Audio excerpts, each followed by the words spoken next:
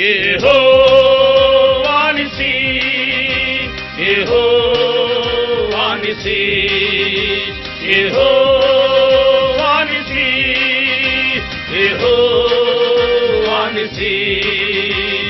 దేవుని పరిశుద్ధ నామమునకు స్తోత్రం కలుగునుగాక.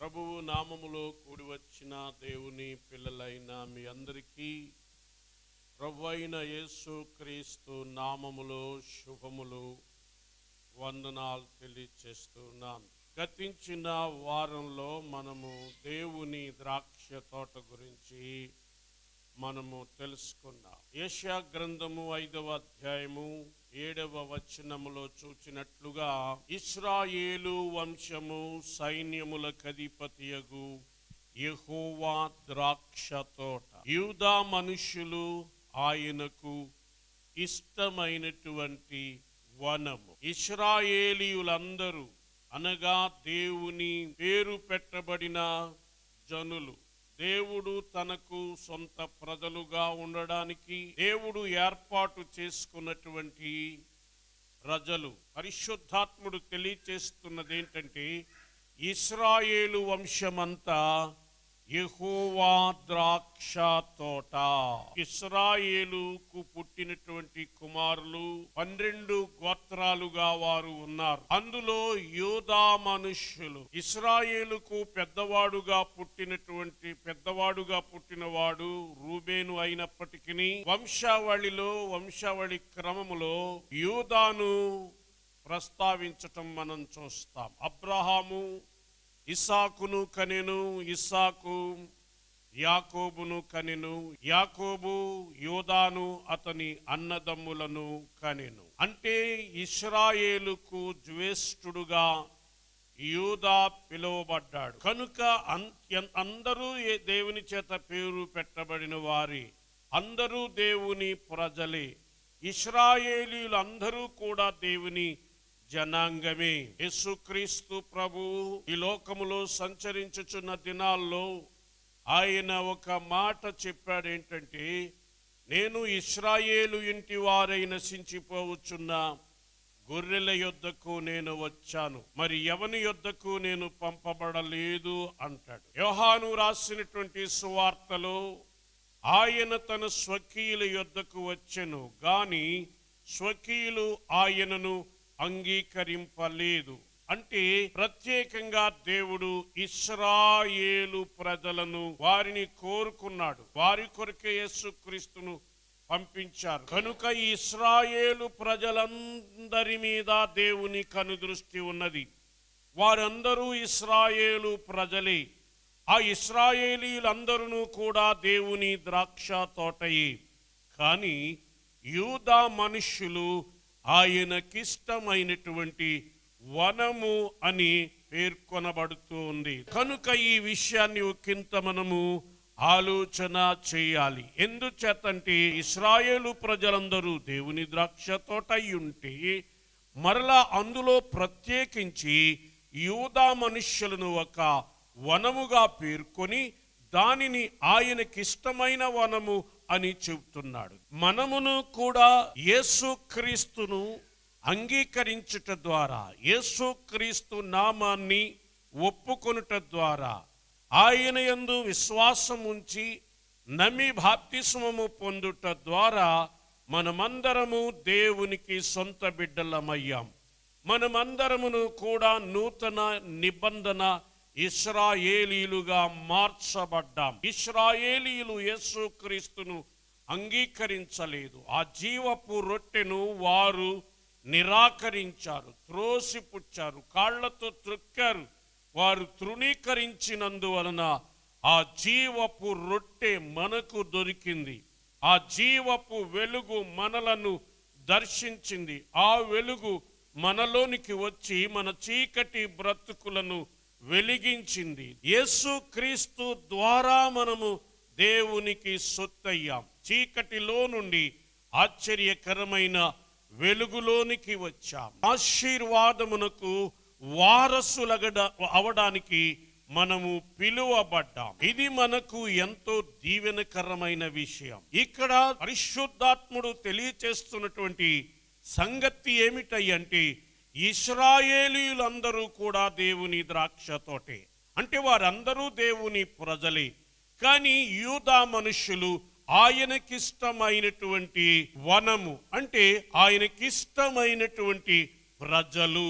ఇశ్రాయేలీయులందరూ ఆయన పిల్లలైతే ఈ యూదా మనుష్యులు ఆయనకు ప్రియులైన పిల్లలుగా పరిగణించబడుతున్నారు. పౌలు గారు కూడా ప్రస్తావించారు ఏంటంటే దేవునికి ప్రియులైన పిల్లల వలె మనం ఉండాలి. మనము ఇశ్రాయేలు జనాంగముగా ఉండుట మాత్రమే కాకుండా యూదా వనములో చేర్చబడిన వారుగా మనం ఉండాలి. యూదా మనుష్యులుగా మనం ఉండాలి.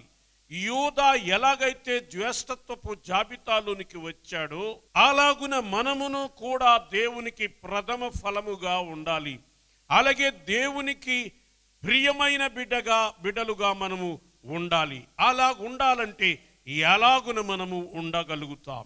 యూదా అనే మాటకు అర్థం ఏమిటంటే స్తుతి అని అర్థం. కనుక దేవుని పిల్లలైన వారు ఎంతో మంది ఉండవచ్చు, కానీ చాలా మందిని శత్రువగు సాతాను స్తుతించొద్దు, నీవు చాలా డిగ్నిఫైడ్గా ఉండాలని చెప్తాడు, నువ్వు చాలా హుందాగా ప్రవర్తించాలి అని చెప్పి స్తుతికి దూరపరుస్తాడు. ఎందుకో తెలిసిన నీవేదో వచ్చావు, దేవుని నమ్ముకున్నావు, కానీ దేవునికి ప్రియమైన బిడ్డగా నీ ఉండకూడదు, దేవునికి ఇష్టమైన బిడ్డగా నీ ఉండకూడదు. నీవు బ్రతికిన సచ్చినట్టుగానే ఉండాలని వాడు కోరుకుంటాడు. ఏదో పేరు మట్టుకు నీవు క్రైస్తవుడుగానే ఉండాలి తప్ప దేవుడు నిన్ను చూసి మురిసిపోయేవాడుగా నీవు ఉండకూడదు. దేవుడు తన బిడ్డలతో సంతోషించాలని, ముఖ్యంగా సాతాను వాడు నాశనం అయిపోయి పాతాళానికి పడిపోయి ఉంటుండగా వాడి స్థానములో ఉండి మానవులు దేవుని స్తుతిస్తారని, దేవుని స్తుతించుట కొరకు, దేవుని మహిమపరచుట కొరకే నరులను దేవుడు చేసుకున్నాడు. కనుక సాతాను యొక్క ఆలోచన ఏంటంటే ఈ నరులు దేవుని స్తుతించకూడదు, నరులు దేవుని ఆరాధించకూడదు. ఎవరైతే దేవుణ్ణి స్తుతిస్తారో వారి యందు దేవుడు ఆనందిస్తాడు, వీరు కూడా దేవునిలో ఆనందిస్తారు. క్రైస్తవ జీవితంలో స్తుతించుట ముఖ్యం. స్తుతి అనేటువంటిది జ్యేష్ఠత్వాన్ని పొందుకుంది. మృతులను మౌన స్థితిలోనికి దిగిపోవు వారును దేవుని స్తుతించరు అని 115వ దావీదు కీర్తనలో మనం చదువుతాం. మృతులు అనగా చచ్చిపోయిన వారు, మౌన స్థితిలో ఉన్నవారు, మూగవారు, మాటలు రానోళ్ళు ఉంటారు చూసావా, అలాంటి స్థితిలో ఉన్నవారు దేవుని స్తుతించరు. అంటే అర్థం ఏంటంటే మౌన స్థితిలో ఉన్నవారంటే అర్థం ఏంటంటే నీకు నోరు ఉన్నా లేనట్టే లెక్క. నీ నోరు ఎందుకు దేవుడు ఇచ్చాడో తెలిసినా తినడానికి కాదు, ఇతరులు బూతులను తిట్టడానికి కాదు, శపించటానికి కాదు. నీ నోరు నీకు ఇచ్చింది దేవుడు, నీవు దేవుని స్తుతించడానికి అని గ్రహించాలి. కనుక స్తుతించలేని బ్రతుకే కాదు. మనము స్తుతించినప్పుడు దేవుని సన్నిధి మనలోనికి దిగి వస్తుంది. ఇశ్రాయేలు చేయు స్తుతి స్తోత్రముల మీద ఆసీనుడైన దేవుడు మన దేవుడు. స్తుతుల ద్వారానే క్రైస్తవుడు దేవునికి సింహాసనం వేయాలి. నీ హృదయంలో ఆయన సింహాసనం వేసుకొని కూర్చోవాలంటే, నిన్ను ఆశీర్వదించాలి అంటే, మనల్ని దీవించాలి అంటే, నీ బ్రతుకంతా సంతోషంతో నింపబడి ఉండాలి అంటే దేవుడు నీ హృదయములో ఉండాలి.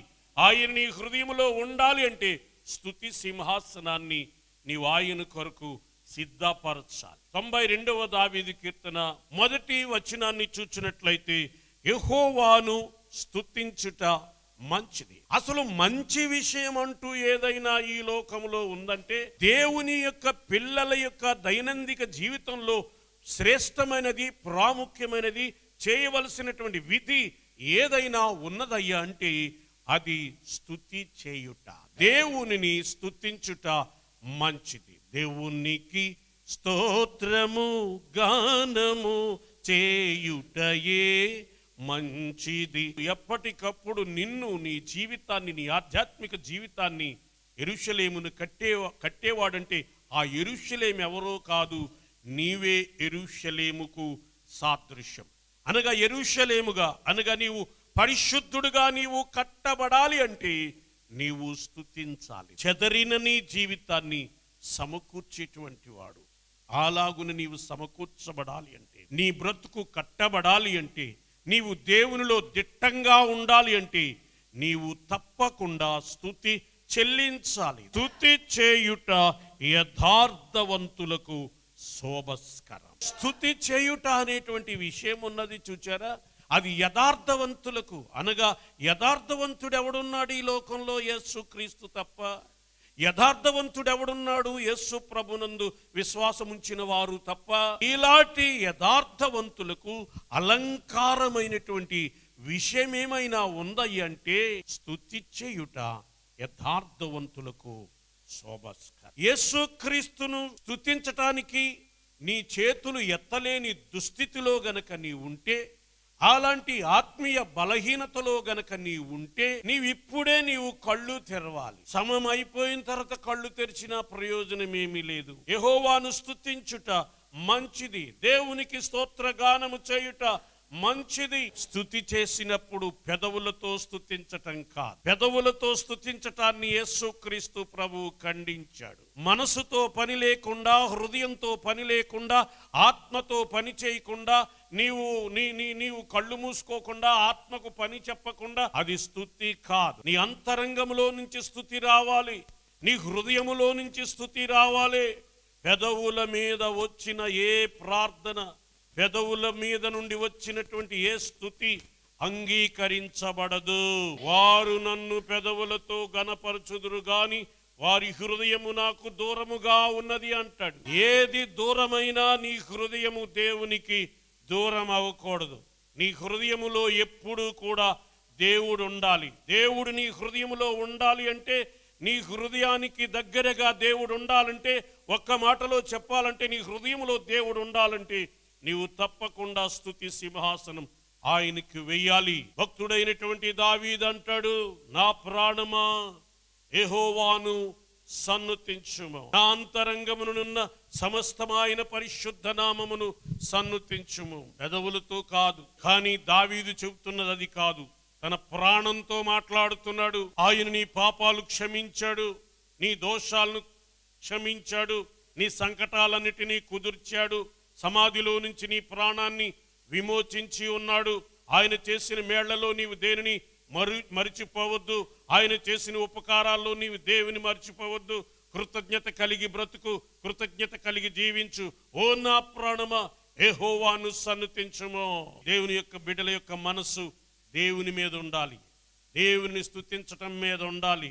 దేవుని నమ్ముకున్న ప్రతి ఒక్కొక్కడికి దేవుని మీదే మనసు ఉండాలి, కానీ లోకం మీద, ఇతర విషయాల మీద మనసున్నవాడు దేవుని బిడ్డ కానేరడు. ఈ లోకములో ఏదో మేలు కొరకు జబ్బులు తగ్గిపోతాయని, జ్వరాలు తగ్గిపోతాయని యేసు ప్రభుని నమ్ముకోవడం మంచిది కాదు. అంతవరకే సరిపెట్టుకోవడం మంచిది కాదు. అంతకు మించిన గొప్పదైన ఆనందాన్ని, సంతోషాన్ని, మహిమను, రాజ్యాన్ని ఆయన మనకిచ్చుచూ ఉన్నాడు. కనుక దావీదు ఎలాగైతే స్తుతిస్తున్నాడో అలాగున మనం స్తుతించగలగాలి. స్తుతించుటలోనే శక్తి ఉన్నది, స్తుతించుటలోనే బలం ఉన్నది, స్తుతించుటలోనే, స్తుతి ద్వారానే ఆత్మ బలపడుతుంది, ఫలవంతంగా ఉంటది. మనం ప్రొద్దున్నే లేచి దేవుని స్తుతించినప్పుడు ఆ దినమంతా సంతోషంగా ఉండగలుగుతాం, ఆనందంగా ఉండగలుగుతాం, సమాధానంగా మనం ఉండగలుగుతాం. కనుక స్తుతి చేయుట యథార్థవంతులకు శోభస్కరం. కీర్తనల గ్రంథంలో 50వ అధ్యాయములో 23వ వచనాన్ని చూచినట్లయితే, స్తుతి యాగము అర్పించువాడు నన్ను మహిమపరచుచున్నాడు. దేవుడు నిన్నెందుకు ఉసూరుమంట చీకట్లో, పాపములో, శాపములో మగ్గిపోతున్నటువంటి నిన్ను ఎందుకు రక్షించాడు? ఎందుకు నిన్ను విడిపించాడు? ఎందుకు నీకు విడుదలిచ్చాడు? ఎందుకు నీకు విమోచన దయచేశాడంటే, నీవు దేవుని స్తుతించేవాడివిగా ఉంటావని. ఉసూరుమంట నిద్రపోతూ నా బతికింతేలే అని ఉసూరుమంట ఉండటం కాకుండా, దేవుడు చేసిన మేళ్లను బట్టి, ఉపకారాలు బట్టి, ఆయన కాపుదలను బట్టి, ఆయన నీకు అనుగ్రహించిన మంచి స్థితిని బట్టి, ఆయన నీకు అనుగ్రహించిన మంచి ఈవులను బట్టి నిత్యము ఆయనను స్తుతిస్తావని ఆయన నిన్ను రక్షించాడు, ఆయన నిన్ను విడిపించాడు, ఆయన నిన్ను లోకము నుండి విడిపించాడు, పాపము నుండి విడిపించాడు. కనుక నీవు స్తుతించేవాడిగా నీవు ఉండాలి. అన్ని వేళల్లోనూ స్తుతించాలి. స్తుతించనోడికి సనుగుడు ఉంటది. సనిగేవాడు స్తుతించేవాడు సనగడు. అన్ని వేళల్లో దేవుణ్ణి మహిమపరుస్తాడు. అన్ని స్థితులలో, కష్టాల్లో, నష్టాల్లో, ఇరుకుల్లో, ఇబ్బందుల్లో, చేతులు కాళ్ళు బొండల్లో బిగించినా సరే, చెరసాలలో ఉన్నా సరే దేవుని స్తుతిస్తాడు. స్తుతిస్తూ పాటలు పాడతాడు, దేవుణ్ణి మహిమపరుస్తాడు. కృతజ్ఞతాభావంతో క్రైస్తవుని యొక్క జీవితం, హృదయం నింపబడుతుంది. కృతజ్ఞత భావంతో ఏ హృదయం నింపబడిందో ఆ హృదయం ఎప్పుడు కూడా దేవుని స్తుతిస్తాడు. హృదయపూర్వకంగా దేవుని స్తుతిస్తాడు. స్తుతి యాగము అర్పించువాడు నన్ను మహిమపరచుచున్నాడు. ఎంత మంచి మాట ఇది. ఇంకొక మాట అక్కడ చక్కగా వ్రాయబడి ఉంది. అదేంటంటే, నేను వానికి దేవుని రక్షణ కనబరచునట్లు వాడు మార్గము సిద్ధపరచుకొనెను. దేవుడు నిన్ను రక్షించడానికి, దేవుడు నీలో కార్యం జరిగించటానికి, నీ బ్రతుకులో కార్యం చేయటానికి, నీ ఎడల ఆయన గొప్ప కార్యాలు చేయటానికి నీవు ఏ విధముగా నీవు మార్గాన్ని సిద్ధపరచుకోవాలంటే దేవుని స్తుతించుట ద్వారానే నీవు మార్గాన్ని సిద్ధపరచుకోవాలి. అప్పుడు దేవుని రక్షణ అంటే ఏంటో నీకు అర్థమవుతుంది. దేవుని కార్యం అంటే ఎలాగుంటుందో నీకు అర్థమవుతుంది. దేవుని యొక్క కార్యాలను నీవు అనుభవించగలుగుతావు. అనుభవించిన కొలది దేవుని నీవు స్తుతించగలుగుతావు. నీ జీవితంలో దేవుని స్తుతించే అనుభవం నీకు లేకపోతే దేవుని కార్యాలు నీవు చూడలేవు. దేవుని కార్యాలు నీవు అనుభవించకపోతే నీవు దేవుని స్తుతించలేవు. దేవుడు చేసే కార్యాలకు, దేవుడు చేసే ఉపకారాలకు ఈ స్తుతికి అంత అవినాభావ సంబంధము. నేను వానికి దేవుని రక్షణ కనబరచునట్లు వాడు మార్గము సిద్ధపరచుకొనెను. ప్రతి ఒక్కరు కూడా ప్రతిరోజు దేవుడు మన జీవితాల్లో నూతనమైన కార్యాలు జరిగించాలంటే స్తుతించుట ద్వారా మనం మార్గం ఏర్పరచాలి. స్తుతి ద్వారానే ఆయన మనలోనికి రావడానికి, మన జీవితంలోనికి రావడానికి, మన బ్రతుకులోనికి రావడానికి, మన కుటుంబాల్లోనికి రావడానికి, మనలను, మన బిడ్డల్ని దర్శించడానికి మనం ఆయనకు మార్గాన్ని సిద్ధపరుస్తున్నామన్న సంగతి మర్చిపోకూడదు. నీవు క్రైస్తవుడుగా అయిన తర్వాత, రక్షణ పొందిన తర్వాత లోక ప్రకారమైనటువంటి నీతి నీకు తగదు. దావీదు దేవుని స్తుతిస్తున్నాడు, దేవుని మహిమపరుస్తున్నాడు, పరిశుద్ధాత్మతో నింపబడ్డాడు, నాట్యం చేస్తున్నాడు, గంతులేస్తున్నాడు. ఒక సామాన్యుడు గంతులేసి, ఒక చిన్న పిల్లవాడు నాట్యం చేసినట్లుగా రాజైన దావీదు నాట్యం చేస్తుంటే మీకాలు అపహసించింది. మీకాలు అది చిన్న విషయంగా కనబడింది. దావీదుకు అది చాలా పెద్ద విషయం. కానీ మీకాలు ఈ లోక సంబంధికి చాలా చిన్న విషయంగా కనబడి, ఏమిటి నీవు బొత్తిగా సిగ్గు లేకుండా, ఏమిటి నీ స్టేటస్ ఏంటో, నీ అంతస్తు ఏంటో నీవు తెలియకుండా నీవు అలా గంతులేస్తావేంటి, అలాగున నాట్యం చేస్తావేంటి, ఏమిటని అడిగింది ఈ లోక సంబంధి. ఏమన్నాడో తెలుసునా? ఇశ్రాయేలు అంతటి జనాంగమును, వారి మీద ఉన్నటువంటి అధికారాన్ని నీ తండ్రి యొద్ద నుండి చేతిలో నుంచి తీసి నాకిచ్చి, నిన్ను నాకిచ్చి, నాకు ఈ స్థితినిచ్చినటువంటి దేవుని సన్నిధిని ఒక ఆట ఆడానంతే. ఆయన చేసిన గొప్ప కార్యమును బట్టి ఆయనను స్తుతించుచు మహిమపరుస్తూ నేను ఒక ఆట ఆడి తిని అన్నాడు. అది చిన్న పిల్లోడు ఆడుకున్నట్టుగా దేవుడితో ఆడుకుంటే ఈ పిచ్చిదానికి దావీదుకు అంతస్తు తెలియదు అంటుంది. దావీదు దేవుని సన్నిధిలో చిన్న బిడ్డగా మారిపోయాడు, పసిపిల్లోడుగా మారిపోయాడు, నాట్యం చేశాడంతే. ఇశ్రాయేలుకు దావీదు రాజే గాని జీవము గల దేవుని సన్నిధిలో సముఖములో చిన్న బిడ్డగా మారి దేవుని స్తుతించుచు మహిమపరుస్తూ నాట్యం చేశాడు. అలాగున నీ బ్రతుకున్నట్లయితే నీవు కూడా యూదా జాబితాలో చేర్చబడతావు. నీవు కూడా జ్యేష్ఠుల గుంపులో చేర్చబడతావు. నీవు కూడా దేవునికి ప్రియమైన బిడ్డగా ఉంటావు, ఆయనకు ఇష్టమైన బిడ్డగా ఉంటావు. నీవు ఎలాగున్నావో, నీ స్థితి ఏంటో దేవునితో ఆనందించిన అనుభవం, దేవుడు నీతో మాట్లాడుతున్నప్పుడు నీవు సంతోషించినటువంటి ఆ అనుభూతి నీ జీవితంలో ఉందా? లేకపోతే ఏదో వంశములో అలా తోటగా ఓ మొక్కగా ఉన్నావు గాని నీవు దేవునికిష్టమైన వనముగా లేవు. ఆయన తనకిష్టమైన వారితో ప్రత్యేకంగా గడుపుతాడు. ఆయన తనకిష్టమైన వారితో ప్రత్యేకంగా మాట్లాడతాడు. ఆయన తనకిష్టమైన వారి జీవితాల్లో గొప్ప కార్యాలు చేస్తాడు. గొప్ప అనుబంధం, ఆ అనుభవాలు వారు సాక్ష్యాలుగా చెబుతారు, స్తుతిస్తూ సాక్ష్యం చెప్తారు. దావీదు వలె నీవే తెగకు సంబంధించిన వాడు అయినా సరే, ఎక్కడుండి నీవు ఆరాధన చేస్తున్నా సరే, నీ జీవితంలో గనక స్తుతి లేకపోతే నువ్వు పేరు మట్టుకే తోటలో ఉన్నావు. ఆయనకిష్టమైన బిడ్డగా నీవు లేవు. ఆ విషయాన్ని నీవు గమనించాలి. దేవుణ్ణి స్తుతించే అనుభవం నీవు లేదంటే నీ హృదయం చెడిపోయింది, నీ హృదయం పాడైపోయింది. నీ హృదయాన్ని, నీ బలిపీఠాన్ని బాగు చేసుకోవాలి. ఎప్పుడైతే నీ బలిపీఠం, నీ హృదయం శుద్ధీకరించబడిందో, బాగుపడిపోయిందో, ఆటోమేటిక్గా నీ హృదయాంతరంగంలో నుంచి దేవుని గురించిన ధ్యాస, ధ్యానం, స్తుతి, నైవేద్యాలు ఆటోమేటిక్గా వస్తాయి. కొంతమందికి నోరు పెగలదు స్తుతించటానికి, కొంతమందికి చెయ్యి పైకి లేకదు. చేతులు పైకి ఎత్తటంటే అర్థం ఏంటో తెలిసినా, నువ్వు నీ బ్రతుకు నీదంతా ప్రభువా ఇదిగో నీ చిత్తం, నన్ను నీవేం చేస్తావో నీవే నన్ను నడిపించు. హ్యాండ్స్ అప్ అంటే అర్థం ఏంటి? చేతులు ఎత్తేసానంటే నీ ఇష్టం, నువ్వు నన్ను ఏం చేస్తావో చెయ్యని అర్థం.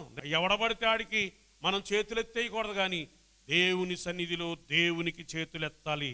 నువ్వేం చేసుకుంటావో చేసుకో నాయన, నేను నీ బిడ్డను నీకు లోబడిపోతున్నానని ఎప్పుడుకప్పుడు ఆయనకు మనము లోబడాలి. కొంతమందికి నోర్లు పెగలవు. ఎదరుని తిట్టాలంటే, పిల్లల్ని తిట్టాలంటే, ఇతరుల మీద కేకలేయాలంటే నోరు లెగిసిపోద్దు, కానీ దేవుని స్తుతించటానికి లేకదా. కీర్తనల గ్రంథం 51వ అధ్యాయములో 15వ వచనములో ఒక మాట చెప్తాడు దావీదు. ప్రభువా, నా నోరు నీ స్తుతిని ప్రచురపరచునట్లు నా పెదవులను తెరువుము. పాపం చేశాడు, అపరాధ భావంతో ఉన్నాడు.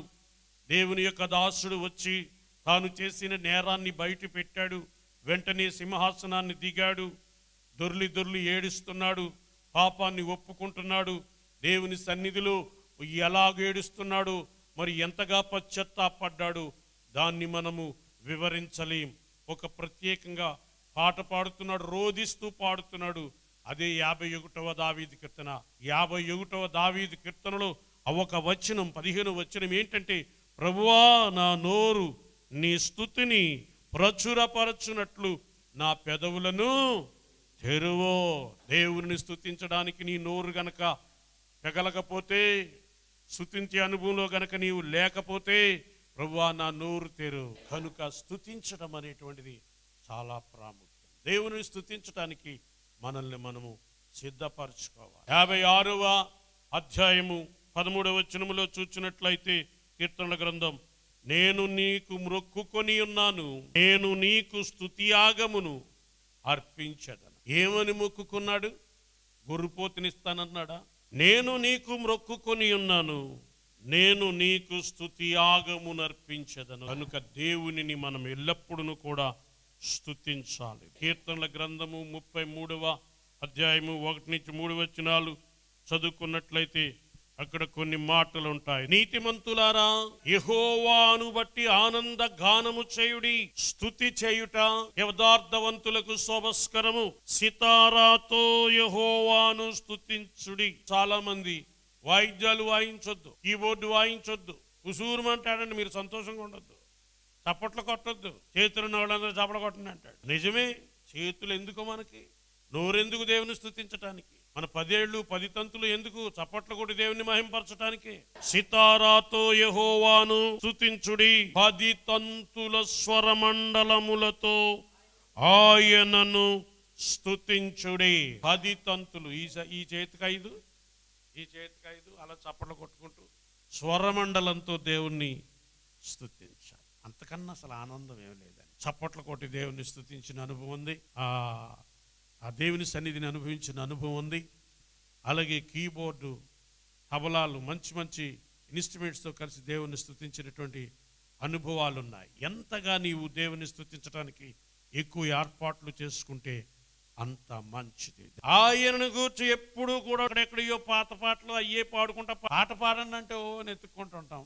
రేపు ఏది లేకపోతే నడిపించినామని వస్తుంది అంటారు. పాట పాడడానికి, దేవుని స్తుతించడానికి, దేవుని మయంపరచడానికి ఎల్లప్పుడూ మనము సిద్ధ మనస్సు కలిగి ఉండాలి. నూతన గీతం అంటే నీవు నిలబడ్డావంటే, కీబోర్డు పట్టుకున్నావంటే, అటు కీబోర్డు పట్టుకుని ఇలాగ తబలా పట్టుకుని ఉన్నావంటే, నీవు కృత కీర్తన పాడాలంటే, నీవు కృత పాట రాయాలంటే, నీవు దేవునితో మమేకమై ధ్యానం చేస్తున్నావంటే, నీ హృదయంలోనికి ఒక కృత కీర్తన రావాలంటే, ప్రతి దినం ప్రతి సంవత్సరం మన జీవితాల్లో ఆయన కార్యాన్ని నూతన పరిచే దేవుడు. నూతనమైనటువంటి పాటలు వస్తున్నాయి. ఎలాగు పాడను నేను, ఎన్నో పాటలు కలవు, ఎలాగు పాడిన ఆడిన యేసు ప్రేమ చెప్పనలవి కాదు.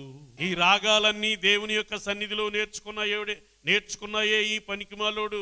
వాడు కిందకు తోయబడిన తర్వాత ఆ రాగాలన్నీ వేరేగా ఉపయోగిస్తున్నాడు, కానీ ఈ రాగాలన్నీ దేవుని సన్నిధిలో పుట్టినయే. వాడిది వరకు దేవుని సన్నిధిలో ఉండి ఈ రాగాలన్నిటినీ ఉపయోగించి దేవుణ్ణి స్తుతించి మహిమపరిచేవాడు. వాడు కిందకు తోయబడిన తర్వాత పనికిమాల గంతులకి ఉపయోగిస్తున్నాడు. కానీ మనలను ఇప్పుడు యేసయ్య ఎందుకు రక్షించాడో తెలుసున? నూతన గీతం పాడడానికి, స్వరమండలంతో పాడడానికి, సితారాతో పాడడానికి, 10 తంతుల సితారాతో పాడడానికి, వాయిద్యాలతో దేవుని స్తుతించడానికి, వాడి స్థానంలో మనముండి అంతకన్నా ఎక్కువగా దేవుణ్ణి స్తుతించడానికే దేవుడు మనలను సృజించాడు. కనుక అది మన జీవితాల్లో నెరవేరినప్పుడే మనము జ్యేష్ఠుల వంశములో ఉంటాం, ఇష్టమైన వనముగా ఉంటాం, ప్రత్యేకించబడిన వారిగా ఉంటాం, ప్రియులైన పిల్లలుగా ఉంటాం, ప్రథమ ఫలముగా ఉంటాం. ఇంకా నీ జీవితంలో స్తుతి చెల్లించే అనుభవం లేకుండా నామకార్థపు స్థితిలో నీవు ఉంటే నీవు మేల్కోవాలి. నీ టైం అయిపోకముందే, సమయం రాకముందే, దీపం ఆరిపోకముందే నీ బ్రతుకును సరిచేసుకోవాలి. నువ్వు ఒకవేళ నేను ఈ సంఘంలో ఉన్నానండి, మా సంఘం వాడు పాడరే, సంఘం గొడవ అనవసరం. యేసుక్రీస్తు కావాలి. వాక్యమే మనకు ప్రధానం. వాక్యాన్ని ఎవడైతే వెంబడిస్తాడో వాడి పాదము తొట్రు పడదు. నీ వాక్యము నా పాదములకు దీపమును, నా త్రోవకు వెలుగునయ్యున్నది అని చెప్పాలి. అలాగు నీ పాదాలకి దీపముగా, వెలుగుగా దేవుని యొక్క వాక్యం ఉండాలి. ఆ వాక్యపు వెలుగులో నీవు నడుచుకోవాలి. అలాంటి కృప దేవుడు మనందరికీ నీ మెండుగా దాయిచేయును గాక. ఆమేన్. మహోన్నతుడా మా తండ్రి, విత్తబడిన వాక్యం మా హృదయాల్లో, మా జీవితాల్లో ఫలింపచేయండి. యేసుక్రీస్తు నామములో ప్రార్థిస్తున్నాం తండ్రి. ఆమేన్. యెహోవా నిసి, యెహోవా నిసి, యెహోవా